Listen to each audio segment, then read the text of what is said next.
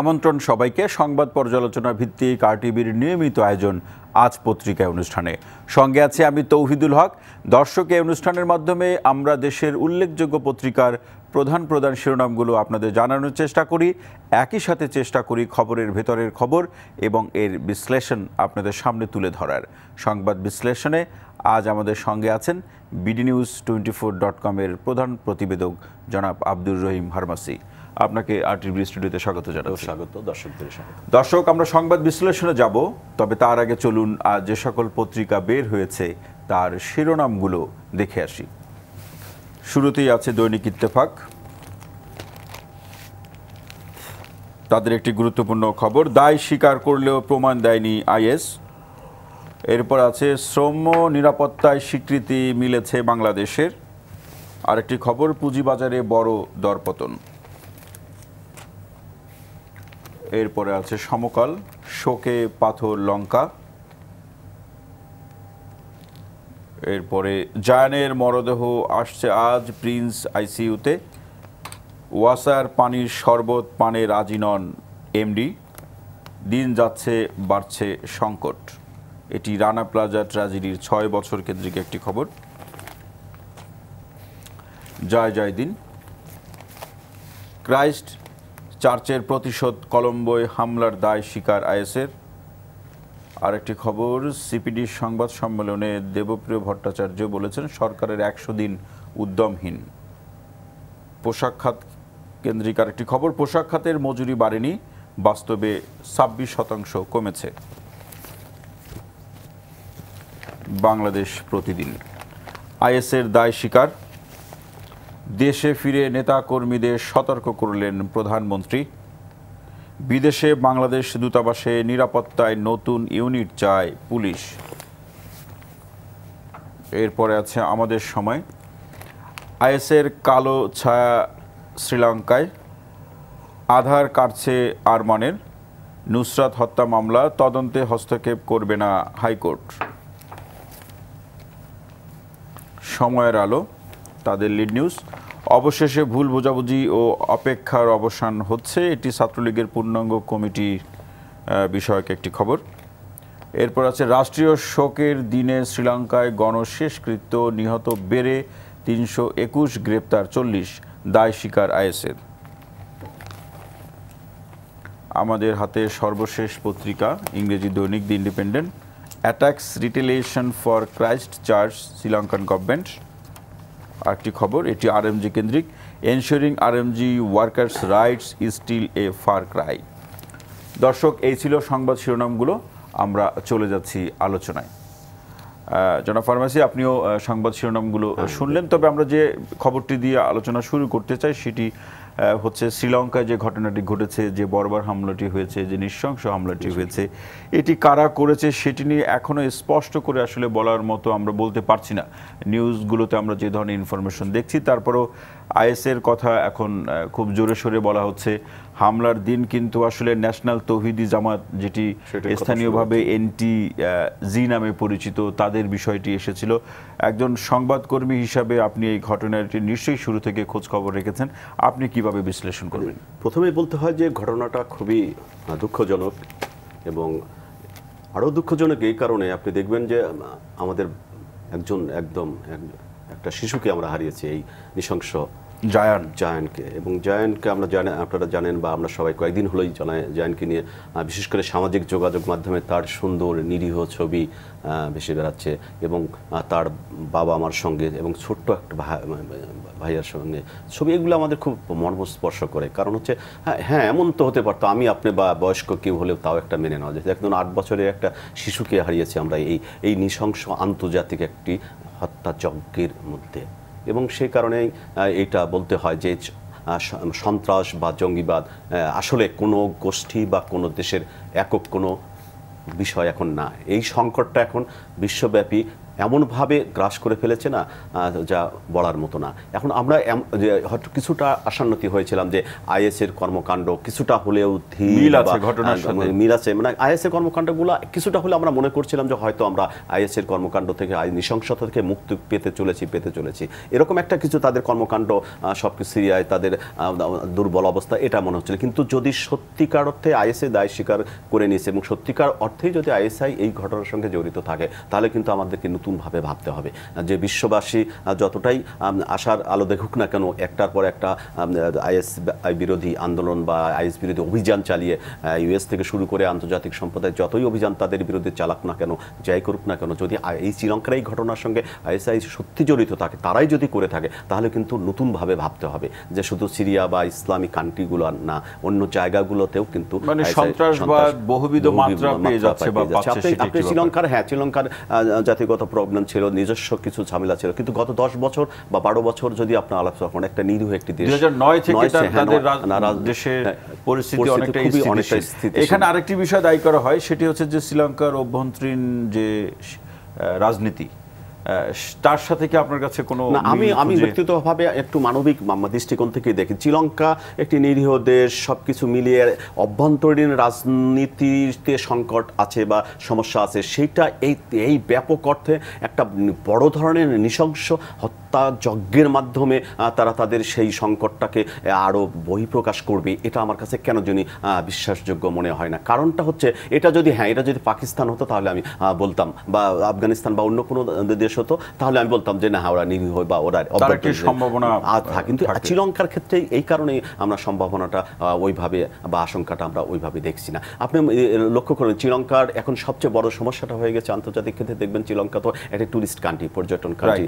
Reuters একটা ভালো প্রতিবেদনও করেছে যে এই হামলার মধ্য দিয়ে তারা পর্যটন ক্ষেত্রে তাদের যে ব্যবসা বা বাণিজ্য, সেটি ধরে রাখতে পারবে না। আসলে আপনি একজন দুজন না, আপনি 350 লোক মারা যাওয়া এবং নৃশংস, মানে মেইন একটা বড় ধর্মীয় উৎসবের দিন, তার মানে এই ঘটনা তো আন্তর্জাতিক ক্ষেত্রে কেউ তো আমাকেও যদি বলে যে পরশুদিন তুমি শ্রীলঙ্কাতে যাও, আমি কিন্তু হয়তো পেশাগত কারণে পাঠালে বা অফিস পাঠালে সেটা একটি বড় বিষয়, কিন্তু আমার ভিতরে কিন্তু ভয় এইটা কাজ করবে। সেই কারণেই বলছি যে, আবারও বলি যে সন্ত্রাসবাদ, জঙ্গিবাদ বা সন্ত্রাসী কর্মকাণ্ড এখন একটি দেশ বা একটি সম্প্রদায়ের জন্য না, এটি আন্তর্জাতিক ক্ষেত্রে একটি হুমকি বয়ে এনেছে এবং আন্তর্জাতিকভাবেই এর সুন্দর সমাধান খুঁজে বের করতে হবে।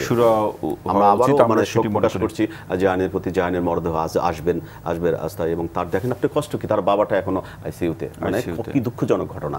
আমরা চাই যে সুন্দরভাবে তার বাবা সুস্থ হয়ে ফিরে আসুক। অনুষ্ঠানের মাধ্যমে পরিবারের প্রতি সমবেদনা জানাই এবং জাহানের জন্য আমাদের প্রার্থনা এবং দোয়া থাকবে। আরেকটি খবরে আসতে চাই, সেটি সিপিডির একটি সংবাদ সম্মেলনে তারা বলেছে যে সরকারের 100 দিন ছিল উদ্যমহীন। এখানে তারা মূলত যে বিষয়টি বলার চেষ্টা করেছে সেটি হলো সরকারের এই 100 দিন খুবই গতানুগতিক ছিল। সরকারের নির্বাচনী যে ইশতেহার ছিল, সেই ইশতেহারের সাথে এই 100 দিনের কাজের মিল পাওয়া বা গতিশীলতার জায়গাটিকে সামনে রেখে তারা মূলত এই 100 দিনকে পর্যালোচনা করেছে। আমরা বাংলাদেশের আমাদের মানে অর্থনৈতিক কর্মকাণ্ড বা ব্যাংকিং সব বাণিজ্য মিলে বেসরকারি গবেষণা সংস্থা সেন্টার ফর পলিসি ডায়াগনস্টিক কিন্তু এই গবেষণামূলক প্রতিবেদন দিয়ে থাকে এবং অনেকটা আলোচিত, আবার কোনো ক্ষেত্রে সমালোচিত। যখন সরকার বা কোনো সম্প্রদায়ের পক্ষে না যায়, তখন তারা সমালোচনাটাকে ভিন্নভাবে নেন। তবে 100 দিনের কর্মকাণ্ড নিয়ে মেইনলি আপনি কথা বলেছেন দেবপ্রিয় ভট্টাচার্য। আমরা দেবপ্রিয় দাই বলি, সাংবাদিক বা রিপোর্টার যারা, তারা দেবপ্রিয় দাই বলে থাকি। মানে মূল বিষয়টি দাঁড়িয়েছে, আমরা bdnews24.com হেডলাইন করেছি, উদ্যমহীন সরকারের প্রবৃদ্ধির হিসাব নিয়ে সন্দেহ সিপিডির। মূলত যে সরকারের 100 দিনের কর্মকাণ্ড নিয়ে মূলত যে কথাটি বলেছেন দেবপ্রিয় দা, আমি শুধুমাত্র তার দুটি কোট করছি। তিনি বলেছেন, একটি উৎসাহহীন, উদ্যোগহীন, উচ্ছ্বাসহীন এবং উদ্যমহীন 100 দিন দেখেছি, অথচ আমরা আশা করেছিলাম একটি বড় ধরনের উত্থানের 100 দিন হবে, সেটা আমরা লক্ষ্য করিনি। যেটি দেবপ্রিয় ভট্টাচার্য বললেন যে 100 দিন তিনি উদ্যমহীন, উচ্ছ্বাসহীন দেখেছেন, আসলে সেটি খুব মনে হয়েছে কিনা? আমি আরেকটা আমি সেটি বলছি, এটি তো ওনার কোট বললাম, আমি আরেকটি ওনাকে মনে হয় তার সব কিছু মিলেছিল বলে মনে হয় একটি পতিত গোষ্ঠী যেন কারায়ত্ত করে নীতি নির্ধারণ করছে, অর্থাৎ তিনি একটি সম্প্রদা মানে গোষ্ঠীকে বলে মানে ইঙ্গিত করে বলছেন তারাই সরকারকে হয়তো এরকম কর্মকাণ্ড। আমার ব্যক্তিগত, আমি অর্থনীতি বা বাণিজ্য বিষয়ক প্রতিবেদনী করে থাকি দীর্ঘদিন ধরে। আমার অনেক অংশেই সেন্টার ফর পলিসি ডায়ালগ বা দেবপ্রিয় ভট্টাচার্যের এই অভিমত বা সঙ্গে আমি অনেক অর্থেই একমত। কারণটা হচ্ছে এই, আমরা চেয়েছিলাম অন্য ধরনের শুরুটা। আপনার 10 বছর একই সরকার 10 বছর ধারাবাহিকভাবে 2টি মেয়াদের ধারাবাহিকভাবে দায়িত্ব পালন করে এসেছে এবং এটা হচ্ছে সরকারের তৃতীয় মেয়াদ। এবং আমরা চেয়েছিলাম বা প্রত্যাশা করেছিলাম যে শুরুটা সুন্দর হবে। আগের কাজগুলো যে ধারাবাহিকতাগুলো ছিল সেই ধারাবাহিকতা, একটার ব্যাপারে একটা প্রকল্প, প্রজেক্ট, বড় বড় প্রজেক্ট বা নীতি নির্ধারণ পর্যায়ে যে সমস্ত সিদ্ধান্তগুলো নেওয়া হয়েছিল, এমনকি আপনি নির্বাচন ইস্তিহারে যে সমস্ত বিষয়গুলো আলোকপাত করা হয়েছিল সেই বিষয়ে ধারাবাহিকভাবে একটা খুবই স্পিড আমরা দেখতে পারবো কাজের, মানে খুবই দ্রুত গতিতে কাজগুলো শুরু হয় এবং প্রত্যেকের মধ্যে এক ধরনের উৎসাহ উদ্দীপনা, সেটা আমরা কিন্তু প্রথম দিকে যখন নতুন মন্ত্রিসভা হয় তখন কিন্তু সেটি লক্ষ্য করেছিলাম যে হয়তো সাধুবাদ জানিয়েছিল, নতুনদের নিয়ে শুধু সাধুবাদ জানিয়েছিলেন, শুরু করেছিলেন। কিন্তু কেন জানি আমরা একটু এই বিষয়ের সঙ্গে পিছনে কারণ হিসাবে আপনি কি কোনো কারণকে দায়ী করছেন যে এই কারণগুলোর কারণে সরকারের মধ্যে উদ্যম হীনতা লক্ষ্য করা যাচ্ছে বা গতিশীলতা আসছে না? আমার কেমনও যিনি মনে হচ্ছে মাননীয় প্রধানমন্ত্রীর নিজে বা মাননীয় প্রধানমন্ত্রী যতটা গতিশীল, যতটা উদ্যমী, যতটা উৎসাহী, তার মন্ত্রী পরিষদের অন্যান্য সদস্যরা বা সরকারের নীতি নির্ধারক পর্যায়ে বা আমলারা তার সঙ্গে তাল মিলিয়ে চলতে পারছে না। এবং আমার কাছে যেটি মনে হচ্ছে এটি হচ্ছে প্রধান সমস্যা। আপনি দেখবেন একজন ভদ্রমহিলা, আমি আমি আমি আমি যতটুকু জানি সেটা 4.5 ঘন্টা 5 ঘন্টার বেশি ঘুমান না কোনো 24 ঘন্টায়। আর আপনি দেখবেন কাজের স্পিড প্রত্যেকটা, এই বিদেশ সফর বলেন বা সংসদে বলেন, যেখানে সেখানে কাজ। এটি তো নিশ্চিত যে মাননীয় প্রধানমন্ত্রীর কথা শুনলে মনে হয় যে পুরো দেশটি তার মুখস্থ সবকিছু, কোথায় কি হচ্ছে শুধু না, কোন কাজ কোথায় কিভাবে। এমনকি আমি আপনাকে বলি যে থানা জেলা পর্যায়ে কর্মীদের, নেতাদের নাম পর্যন্ত জানেন। মানে আমি বলতে চাচ্ছি এটা যে মাননীয় প্রধানমন্ত্রী, তাহলে তার এখানে একটি ব্যাপার যে আপনি যেটি বললেন আপনার বিশ্লেষণ, তাহলে তার মাননীয় প্রধানমন্ত্রীর সরকারের সাথে এখন যারা আছে মন্ত্রী বা অন্যান্য যারা আছে, এমনকি তার দলের নেতাকর্মী যারা, তাদেরকে কেন তৈরি করা সম্ভব হচ্ছে না? সেটাই বলছি যে তারা হয়তো মাননীয় প্রধানমন্ত্রীর এই স্পিরিটটাকে ধরতেই পারছেন না। আমার অবজারভেশন কেন জানি মনে হচ্ছে। আর এটা যদি না হবে তাহলে কিন্তু আপনার যে শুরুটা, আমি আবারও বলছি যে 10 বছরের রানিং সরকার যেভাবে শুরু করবে দেশবাসী প্রত্যাশা করেছিল সেটি কিন্তু নেই। আপনাকে মনে রাখতে হবে আন্তর্জাতিক প্রেক্ষাপট বাংলাদেশের অনুকূলে। আমি অর্থনৈতিক ক্ষেত্রে যদি আলাপটা করি বা আন্তর্জাতিক প্রেক্ষাপট, সর্বশেষ ব্রুনের সফর শুরু করে আসলেন, আপনার রেমিটেন্স থেকে শুরু করে আপনার রপ্তানি সবকিছুই ভালো। কেন আমি যদি এখন আলাপ করি যে আপনার রিজার্ভ ভালো, অর্থাৎ অর্থনীতি, দেশের সার্বিক অর্থনৈতিক পরিস্থিতি মোটামুটি ভালো। আবার যদি আমরা চলে যাই ব্যাংকিং খাত, তখন কিন্তু নানান ধরনের সমালোচনা আসবে। তাহলে আপনি কি এই ব্যাংকিং খাতের ভালের দায়িত্ব যে সমস্ত সংস্থা বা সরকারি এজেন্সি বা মন্ত্রণালয় আছে, তারা কি সঠিকভাবে দায়িত্বটি পালন করছেন না? আমরা একটার পর একটা ঘটনাগুলো দেখছি। ব্যাংকিং খাতের খেলাপি ঋণ 1,40,000 কোটি টাকা। কয়েকটি ব্যাংকের অবস্থা খুবই খারাপ। বারবার চেষ্টা করে ব্যাংকিং খাতের শৃঙ্খলা ফিরিয়ে আনা যাচ্ছে না। একটার পর একটা ঘটনা যে আগেরগুলো হয়েছে, আপনার বেসিক ব্যাংক থেকে শুরু করে নানান, সেই ব্যাংকগুলো কোনো ধরনের বিচার বা সুরাহা কোনো কিছু আসছে না। তাহলে কি আমরা এই ব্যাংকিং সেক্টরে যা চেয়েছিলাম সেটা কিন্তু আমরা পাচ্ছি না। এই 100 দিনে আপনি বরঞ্চ ওই দেবপ্রিয় ভট্টাচার্য একটি কথা বলেছেন, সেটি হচ্ছে যে সরকারকে একটি পতিত যেন কারায়ত্ত, একটি গোষ্ঠী যেন কারায়ত্ত করে রেখেছে। আপনি দেখবেন খেলাপি ঋণের যারা খেলাপি, কেন জানি মনে হচ্ছে তাদেরকেই তোয়াজ করা হচ্ছে, তাদেরকে নানান সুযোগ সুবিধা দেওয়া হচ্ছে। আপনি যে লক্ষ্য করেছেন গত 1 মাস ধরে আলাপ হয়ে চলে আসছে, সেটি হচ্ছে যে ঋণ খেলাপি যারা, ভালো ঋণ খেলাপি, তারা কেন যেন নিরুৎসাহিত হচ্ছেন। যারা ঋণ খেলাপি মানে ঋণ গ্রহীতা, উদ্যোক্তা যারা, আপনি ঋণ খেলাপি যারা, তাদেরকে সুযোগ দিচ্ছেন 7% সুদে ঋণ নিয়মিত করা যাবে। পরবর্তীতে বললেন 9%। আপনি আলোচনা করলে যদি বলি যে ব্যক্তিটি 14%, 15% সুদে উদ্যোক্তারা ঋণ নিয়েছিল, সে নিয়মিত পরিশোধ করে আসছে, তাকে এখন কিন্তু দিতে হচ্ছে ওই 15-14% সুদে। আর যে খেলাপি নিয়মিত ঋণ দেয়নি বা খেলাপি দিয়ে করেন নানান ধরনের অজুহাত করে খেলাপি হয়েছে, সে এখন 9% দিতে পারবে, সে সুযোগ পাচ্ছে। অথচ যে ভালো উদ্যোক্তা সে দেশের অর্থনীতিতে অবদান রেখে চলেছে, ব্যাংক থেকে ঋণ নিয়ে কর্মসংস্থান সৃষ্টি করে বিনিয়োগ করে প্রতিনিয়ত অবদান রেখে চলেছে, তাকে সেই সুযোগটা পাচ্ছে না। সুযোগ পাচ্ছে কি, যে অপরাধী, যে নিয়মিত ঋণ শোধ করেনি সে।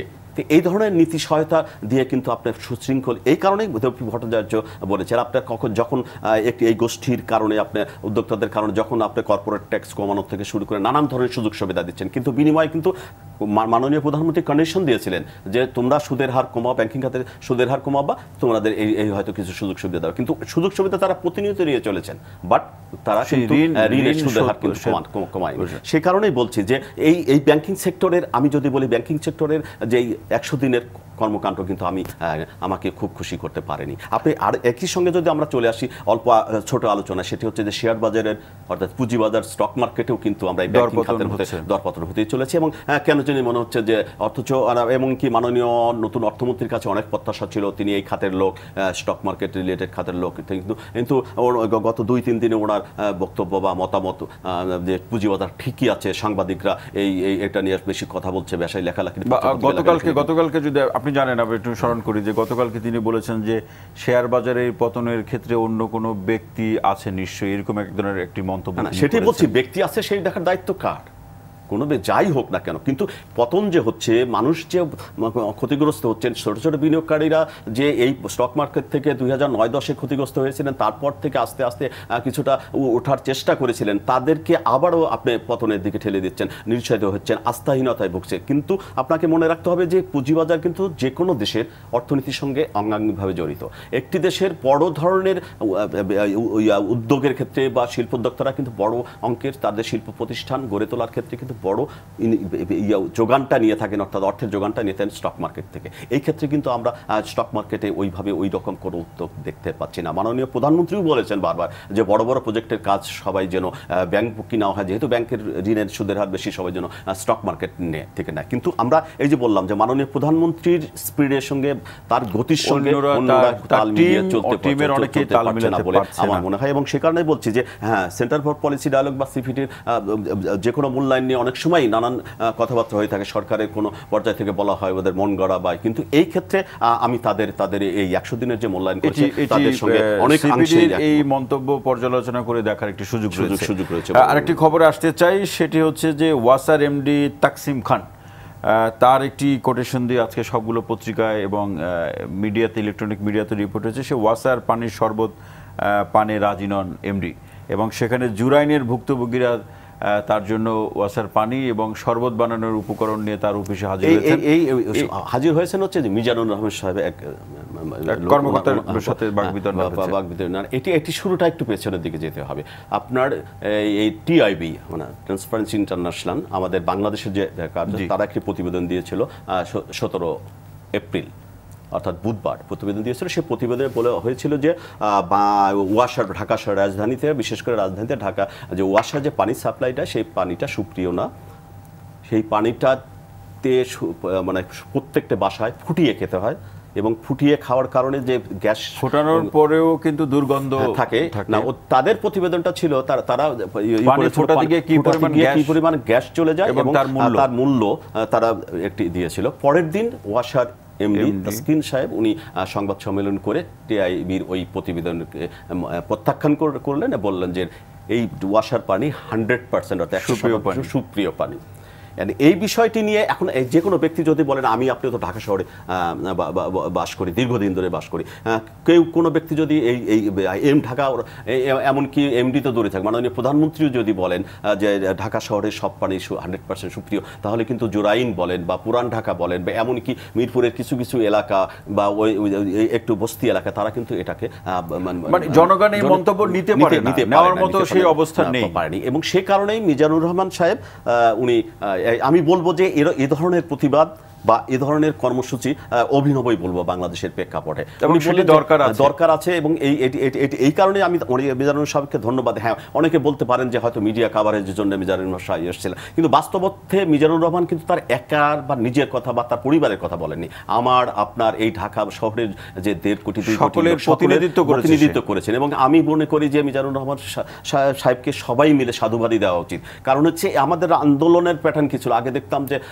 জ্বালাও পোড়াও, হরতাল অবরোধ, মিছিল মিটিং, যানজট, এই কারণ হরতাল। একটা সুন্দর একটা প্রতীকী প্রতিবাদী বলবো, সেই প্রতিবাদের মধ্য দিয়ে আমার মনে হয় ঢাকাবাসীর নজরটা যেভাবে কেড়েছে, তাসকিন সাহেব স্বীকার করুক বা না করুক, পানি মানে সুপ্রিয় পানি বা শরবত পান করুক বা না করুক, আমার মনে হয় সরকারি সেবা সংস্থা যেগুলো ঢাকা শহরে আছে বা রাজধানীতে আছে বা বিভিন্ন জায়গায় শহরগুলোতে আছে, তাদের টনক নড়াতে পেরেছে মিজানুর রহমান খান। এবং সেই কারণে সেটি আপনি সঠিক বলেছেন, এবং আমরা মনে করি যে ওয়াসার যিনি এমডি তাসকিন খান, তিনিও তার যে বক্তব্য দিয়েছেন তার বাস্তবিক গুরুত্ব তিনি উপলব্ধি করবেন, এবং সত্যিকার অর্থে ওয়াসার কাছ থেকে মানুষ যে সেবা পেতে চায় সেটি পাবে। জনাব আব্দুর রহিম হারমাসি, আপনাকে অসংখ্য ধন্যবাদ আমাদের সময় দেওয়ার জন্য। দর্শক, আজ পত্রিকা অনুষ্ঠানটি আজ এখানেই শেষ করছি। অনুষ্ঠানটি শনি থেকে বুধবার রাত 1:30 সম্প্রচার হয়। দেখার আমন্ত্রণ রইল। সবাই ভালো থাকুন, সুস্থ থাকুন, নিরাপদে থাকুন এবং RTVর সাথেই থাকুন।